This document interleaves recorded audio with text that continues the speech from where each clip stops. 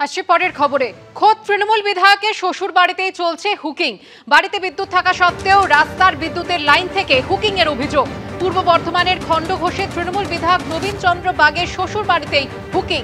বিধায়কের শাশুড়ির আজব দাবি, বড় অঙ্কের বিল আসায় হুকিং করে বিদ্যুৎ নেওয়া হয়েছে। ভুল স্বীকার করেছেন বিধায়কের শ্যালক। খোদ তৃণমূল বিধায়কের শ্বশুর বাড়িতেই চলছে হুকিং। যে অভিযোগ উঠছে যে বাড়িতে বিদ্যুৎ থাকা সত্ত্বেও রাস্তার বিদ্যুতের লাইন থেকে হুকিং করা হয়েছে। পূর্ব বর্ধমানের খণ্ডঘোষের তৃণমূল বিধায়ক নবীন চন্দ্র বাগের শ্বশুর বাড়িতেই এই অভিযোগ।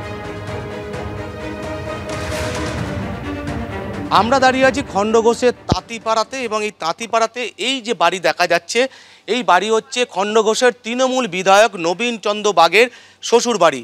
এবং এদিকে যেমন কাঁচা বাড়ি আছে, তেমনি পাশাপাশি আরও একটি পাকা বাড়ি, সেই পাকা বাড়িও কিন্তু খণ্ডঘোষের বিধায়কের নবীন চন্দ্র বাগের শ্বশুর বাড়ি।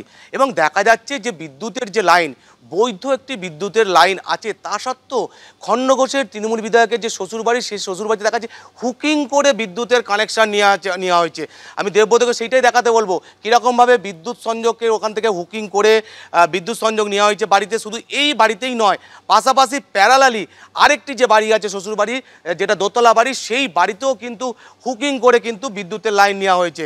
আমরা কথা বলার চেষ্টা করব নবীন বাবুর শাশুড়ি মায়ের সাথে, তার সাথে কথা বলার চেষ্টা করব। দিদি, বিধায়কের শ্বশুর বাড়িতে হুকিং করে লাইন, কারেন্টের ছেলেরা সেরকম কাজ করে না, দিতে পারেনি বিল। আপনাদেরকে কি বলবো, আমি নিচে করবো, তাই দুদিন লাগাইছে। হ্যাঁ, এটা তো বিধায়কের শ্বশুর বাড়ি। আমরা অন্যায় হয়েছে, বলছি তো অন্যায় হয়েছে, আমরা খুলে নেবো। ওই যে এত টাকা দিতে পারবো না, আমার স্বামীও কিছু করে না, আর ছেলেরাও কিছু করে না, ছেলেটাও কিছু করে না।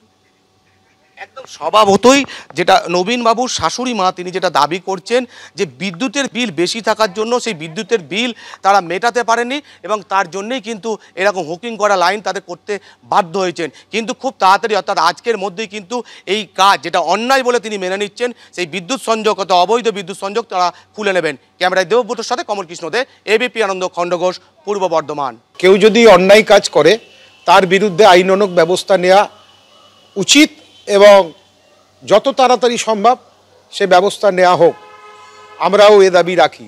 কিন্তু নবীন চন্দ্র বাগের শ্বশুর বাড়ি কী করলো তার জন্য তৃণমূল কংগ্রেসের দায়ী, নবীন চন্দ্র বাগ দায়ী, এটা তো হতে পারে না। তার শ্বশুর বাড়ির লোকেরা কি করবে না করবে নবীন চন্দ্র বাগকে বলে করবে না।